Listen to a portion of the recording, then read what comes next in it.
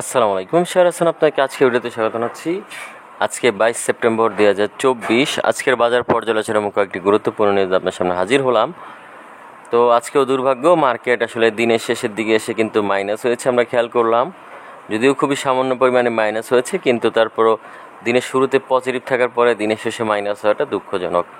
তো যাই হোক, আমি সবগুলো বিষয় নিয়ে আলোচনা করব। তো আলোচনায় যাওয়ার আগে একটা ছোট্ট অনুরোধ করি, আমার এই ভিডিওটি যদি আপনার ভালো লেগে থাকে বা সামান্যতম উপকারে আসে, তাহলে আমি আশা করব আপনি আমার চ্যানেলটিকে সাবস্ক্রাইব করবেন এবং আমার ভিডিওতে লাইক অ্যান্ড শেয়ার করবেন। তো যাই হোক, আর কথা না বেরিয়ে সরাসরি ভিডিওর মূল অংশে চলে যাই। তো আমরা এখানে দেখতে পাচ্ছি আজকে ডিএসসি সাধারণ সূচকে 0.30 পয়েন্টের মতো মাইনাস হয়েছে।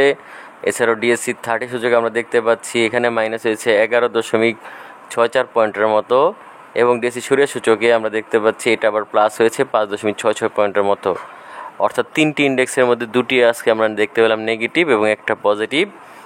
যাই হোক, তারপরও মন্দের ভালো হিসেবে আমরা একটাকে পজিটিভ পেলাম। এবং আমরা যদি এখানে ইন্ডেক্স মোডটা যদি খেয়াল করি, তাহলে দেখতে পাচ্ছি ইসলামী ব্যাংক তার আজকে 23 পয়েন্টের মতো আপ করেছে, এবং মূলত এই কারণেই কিন্তু মার্কেট এত খারাপ অবস্থানেও সূর্য সূচকের শেয়ারগুলো ভালো করেছে, এবং ইসলামী ব্যাংক কিন্তু প্রায় প্রতিদিনই কম বেশি করে বৃদ্ধি পাচ্ছে। এই বিষয়টা কিন্তু আমাদের নজরে রাখা দরকার। এছাড়া আমরা এখানে দেখতেছি ব্র্যাক ব্যাংক, এখানেও তারাও কিন্তু 3 পয়েন্টের মতো আপ করেছে। এছাড়াও Lovello, city bank, Heidelberg cement, এরাও কিন্তু আমরা দেখতে পাচ্ছি যে 1 থেকে 1.5 পয়েন্টের মতো আপ করেছে। অর্থাৎ আমরা বলতে পারি যে এই কয়টা শেয়ার মোটামুটি ভালো পরিমাণ পয়েন্ট আপ করেছে, আর বাকি সবাই খুবই সামান্য পরিমাণ পয়েন্ট আপ করেছে। অপরদিকে আমরা যদি মার্কেট ড্র্যাগারের ক্ষেত্রে দেখি, মার্কেট ড্র্যাগার আমরা বলতে পারি এখানে স্কোয়ার ফার্মা এবং অলিম্পিক তারা এখানে 4 থেকে 4.5 পয়েন্টের মতো মাইনাস করেছে। এছাড়াও রেনাটা আমরা দেখতেছি 3.5 পয়েন্টের মতো মাইনাস করেছে। এছাড়াও ব্যাট বিসি, এখানে বিকন ফার্মা, এখানে জিপি, লাফাহুসিম, এরা মোটামুটি 2 থেকে 3 পয়েন্টের কাছাকাছি মাইনাস করেছে। এছাড়া আমরা দেখতেছি খান ব্রাদার্স, এরপরে MJL, BSRM, এরা মোটামুটি আমরা খেয়াল করছি যে 1 থেকে 1.5 পয়েন্টের মতো মাইনাস করেছে। তো বিষয়টা হচ্ছে আজকে মাইনাসের পরিমাণটা বেশি, এই জন্যই কিন্তু সাধারণ সূচকটা মাইনাস হয়েছে, এবং সেই সাথে আমরা দেখতে পাচ্ছি যে ডিএসসি 30 সূচক কিন্তু মাইনাস হয়েছে। অপরদিকে সরিয়া সূচকটা কিন্তু তুলনামূলকভাবে ভালো করেছে। যাই হোক, এরপর আমরা যদি এখানে ট্রেড স্ট্যাটাসটা যদি খেয়াল করি, তাহলে দেখতে পাচ্ছি আজকে 110টি শেয়ার আপ হয়েছিল, অপরিবর্তিত ছিল 58টির, এবং পতন ঘটেছে 233টির। অর্থাৎ পতন কিন্তু শেয়ারের সংখ্যা বেশি। এবং আমরা যদি টাকার অঙ্কের লেনদেনটা খেয়াল করি, তাহলে দেখতে পাচ্ছি যে গত দিনের তুলনায় কিন্তু আজকেও টাকার অঙ্কের লেনদেন বৃদ্ধি পেয়েছে। আমরা দেখতে 675.732 কোটি টাকার মতো লেনদেন হয়েছে টাকার অঙ্কে। যাই হোক, এটা খুবই একটা ভালো দিক আমরা বলতে পারি, সেই হিসেবে টাকার অঙ্কের লেনদেনটা বৃদ্ধি পাচ্ছে, এটা একটা পজিটিভ দিক। যাই হোক, এর পরবর্তীতে আমরা যদি এখানে গেইনার এবং লুজারের ক্ষেত্রে দেখি, তাহলে দেখছি গেইনারে আজকে ইসলামী ব্যাংক, KTL, ইসলামী ফাইন্যান্স, এরা কিন্তু হল্টেডের কাছাকাছি হয়েছে, আর বাকি সবাই মোটামুটি অবস্থানে রয়েছে। অপরদিকে লুজারের ক্ষেত্রে আমরা দেখতে পাচ্ছি লুজারের ক্ষেত্রে হামি ইন্ডাস্ট্রিজ তুলনামূলকভাবে হল্টেড হয়েছে আমরা বলতে পারি। এছাড়া বাকি সবাই মোটামুটি মাইনাস করেছে। এছাড়া আমরা যদি টাকার অঙ্কের লেনদেনটা যদি খেয়াল করি, তাহলে দেখতে পাচ্ছি অগ্নি সিস্টেম টাকার অঙ্কের লেনদেনে এখানে আমরা দেখতে পাচ্ছি যে মোটামুটি ভালো লেনদেন হয়েছে। আর এরপরে দেখছি লাভেলো, জিপি, এখানে সোনালিয়া, সেরা কিন্তু তুলনামূলকভাবে ভালো লেনদেন করেছে টাকার অঙ্কে।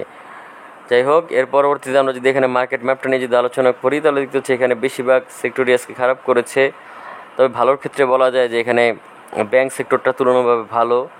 এছাড়া আমরা যদি খারাপের কথা চিন্তা করি, এখানে দেখতে পাচ্ছি যে জুট সেক্টরটা তুলনামূলকভাবে বেশি খারাপ করেছে। এখানে পেপার অ্যান্ড প্রিন্টিং বেশি খারাপ করেছে তুলনামূলকভাবে। এখানে সিরামিক সেক্টরটা বেশি খারাপ করেছে তুলনামূলকভাবে।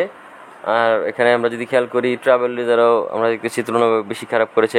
কর্পোরেট বন্ডও কিন্তু খারাপ করেছে। তো যাই হোক, আপনারা এই সকল সেক্টরগুলো থেকে যে কোনো একটি ভালো শেয়ার সিলেক্ট করতে পারেন, কারণ আমার ধারণা আশা করি যে আগামী দিনগুলোতে মার্কেট আরও পজিটিভ হবে। যাই হোক, এর পরবর্তীতে আমরা যে বিষয় নিয়ে আলোচনা করব সেটা হচ্ছে ব্লক ট্রানজিশন। তো আমরা দেখছি ব্লক মার্কেটে AIL ভালো লেনদেন হয়েছে, এছাড়াও লাভেলো ভালো লেনদেন হচ্ছে ব্লক মার্কেটে। তবে এখানে দেখছি 20,000 ভালো লেনদেন হচ্ছে ব্লক মার্কেটে, অগ্নি সিস্টেম ভালো লেনদেন হচ্ছে ব্লক মার্কেটে। যাই হোক, আশা করা যায় যে আপনারা যদি দীর্ঘমেয়াদে এই সকল শেয়ারগুলোতে বিনিয়োগ করেন, এখান থেকে একটা ভালো কিছু গেইন করতে পারবেন। তো যাই হোক, এই ছিল মোটামুটি আজকের বাজার অবস্থা। তো এখন আমরা চলে যাব কয়েকটি গুরুত্বপূর্ণ নিউজে। তো প্রথম আমরা যে নিউজটি নিয়ে আলোচনা করবো সেটি হচ্ছে দেশের অর্থনীতির চেহারা 1 বছরের মধ্যে পাল্টে ফেলতে পারবো। তো মূলত তিনি হচ্ছেন বর্তমানে বাংলাদেশ ব্যাংকের গভর্নর আহসান এইচ মনসুর। তিনি বলছেন যে দেশের ব্যাংকিং খাতের যে অবস্থা, নাজুক অবস্থা থেকে আস্তে আস্তে উন্নতি করবে এবং 1 বছরের মধ্যে কিন্তু দেশের অর্থনীতির চেহারা পাল্টে ফেলা সম্ভব হবে এবং এটা তারা করে দেখাবেন। তো এখন দেখা যায় কি হয়। একটা বিষয় হচ্ছে, দেশের অর্থনীতি যদি উন্নতি না করে তাহলে কিন্তু দেশে অনেকগুলো সমস্যার সৃষ্টি হয়। এর মধ্যে সবচেয়ে বড় যে সমস্যা, এটা হচ্ছে মূল্যস্ফীতির সমস্যা। সেটা কোনোভাবেই আসলে যদি মেনটেন করা সম্ভব না হয় তাহলে কিন্তু দেশের অনেক বড় ক্ষতি হয়ে যেতে পারে বা অর্থনৈতিক ক্ষতি হয়ে যেতে পারে। তো সেই ক্ষেত্রেই কিন্তু আসলে তিনি চেষ্টা করছেন দেশের অর্থনীতিকে বা আমরা বলতে পারি মূল্যস্ফীতিকে নাগালের মধ্যে রাখার। এখন আসলে দেখা যাক ঠিক কতটুকু জিনিসটা করা যায়। তো এখানে নিউজটা অনেক বড়, অনেক কিছু এখানে আলোচনা করা হয়েছে। তা আমি ডিসক্রিপশন বক্সে লিঙ্ক দিয়ে দিব, আপনারা চাইলে দেখে নিতে পারেন। তো যাই হোক, এর পরবর্তীতে আমরা যেই নিউজটি নিয়ে আলোচনা করবো সেটি হচ্ছে শেয়ার বাজারে 5 ব্যাংককে ধার দেওয়ার প্রক্রিয়া শুরু। তো মূলত বাংলাদেশ ব্যাংকের গ্যারান্টির বিপরীতে সংকটে থাকা 5 ব্যাংককে আসলে ধার দেওয়া হবে। অর্থাৎ এই বিষয়ে ধারের ক্ষেত্রে বাংলাদেশ ব্যাংক এখানে গ্যারান্টার হিসেবে কাজ করবে। তো সেই গ্যারান্টারের উপর ভিত্তি করে এই দৈন্যদশায় থাকা 5 দুর্বল ব্যাংককে ঋণ প্রদান করা হবে, বা আমরা বলতে পারি যে অর্থ প্রদান করা হবে, এবং এই অর্থের মাধ্যমে তারা তাদের দুর্বলতা থেকে কাটিয়ে তুলবে এবং আস্তে আস্তে উন্নতি করার চেষ্টা করবে। তো এই ব্যাংকগুলো কারা, আমরা একটু টেকনোলজি দেখে নিই। ব্যাংকগুলো হচ্ছে social Islami bank, first securities Islami bank, national bank, union bank ও গ্লোবাল ইসলামী ব্যাংক। তো এই সকল ব্যাংকগুলোর প্রতি আসলে মানুষের আস্থা অনেকাংশে চলে গিয়েছে, কারণ যে পরিমাণ লুটপাট হয়েছে এই সকল ব্যাংকগুলো থেকে, যেটা আসলে বর্তমানে রিকভারি করা কঠিন। কারণ ইসলামী ব্যাংকগুলোর ক্ষেত্রে বেশিরভাগ কিন্তু এসএলএম গ্রুপের অন্তর্গত ছিল, এবং আমি মনে করি যে এই সকল ব্যাংকগুলোকে আবার চাঙ্গা করার জন্য মূলধন যেমন প্রয়োজন হচ্ছে রাষ্ট্রায়ত্তের কঠোর নজরদারি, কোনো কারণে যাতে ব্যাংক দুর্বল না হয় বা মন্দ ঋণ প্রদান করার মাধ্যমে তারা দুর্বল না হয়ে যায়। তো যাই হোক, এই হচ্ছে নিউজ। এর পরবর্তীতে আমরা যেই নিউজটি নিয়ে আলোচনা করবো সেটা হচ্ছে নিয়ম ভেঙে আবারও বেক্সিমকোকে জনতা ব্যাংকের ঋণ। তো মূলত আসলে এই যে বর্তমান তত্ত্বাবধায়ক সরকার আমল বা অন্তর্বর্তীকালীন সরকার আমলে কিন্তু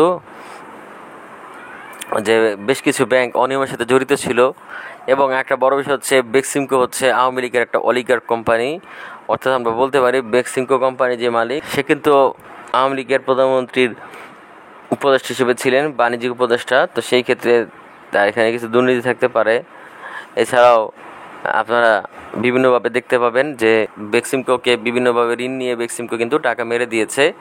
তো সেই ক্ষেত্রে আমরা দেখতে পাচ্ছি এই ধরনের বিষয়টা আবারও জনতা ব্যাংকের সাথে হচ্ছে। অর্থাৎ জনতা ব্যাংক কিন্তু আবারও তাদেরকে ঋণ প্রদান করছে এই নিয়ম ভঙ্গ করার মাধ্যমে, এবং সম্ভাবনা আছে আবারও ক্ষতিগ্রস্ত হওয়ার। আসলে ব্যাপারটা হচ্ছে যে এই যে বেক্সিমকো কিন্তু যেহেতু আওয়ামী লীগের কোম্পানি, এবং সেক্ষেত্রে কিন্তু তাদের যে হিসাব ছিল সেটাকে জব্দ করা হয়েছিল এবং ব্যাপক পরিমাণ ভাঙচুরও করা হয়েছে। তো দেখা গেছে যে এই সকল কারখানার যারা কর্মকর্তা হয়েছে তাদের বেতন দেওয়ার জন্য ব্যাংকের কাছ থেকে ধার নিতে হয়েছে, অন্যথায় বেতন দিতে পারতেন না সালামের রহমান। তবে বিষয়টা এরকম নয়, বিষয়টা হচ্ছে আসলে দেওয়ার কোনো ইচ্ছা আছে কিনা, সেইটাই হচ্ছে মুখ্য বিষয়। তো যাই হোক, এই জন্য আসলে আমি বলবো যে দেশের এখনও পর্যন্ত নতুন সরকার আসছে, কিন্তু এখনও যে ওইভাবে করে দুর্নীতি রোধ হয়েছে বিষয়টা এরকম নয়। তবে আশা করবো খুব শীঘ্রই দুর্নীতি রোধ পাবে। তো যাই হোক, এর পরবর্তীতে আজকে সর্বশেষ যেই নিউজটি নিয়ে আলোচনা করব সেটা হচ্ছে ব্লকে 5 কোম্পানি বড় লেনদেন। তো আমরা দেখতে পাচ্ছি আজকে ব্লক মার্কেটে 5টি কোম্পানি বড় লেনদেন হয়েছে, এবং তারা কারা এক নজরে দেখে নেই।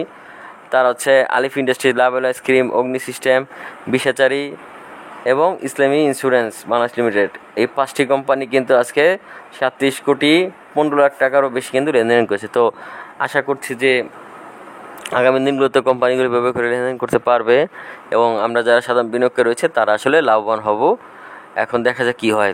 তো যাই হোক, আজকে আমি সেটা কথা বলবো না, সেখানে বিদায় নিচ্ছি। আগামীতে দেখা হবে নতুন কোনো ভিডিও নিয়ে। সেই পর্যন্ত আল্লাহ হাফিজ, আসসালামু আলাইকুম।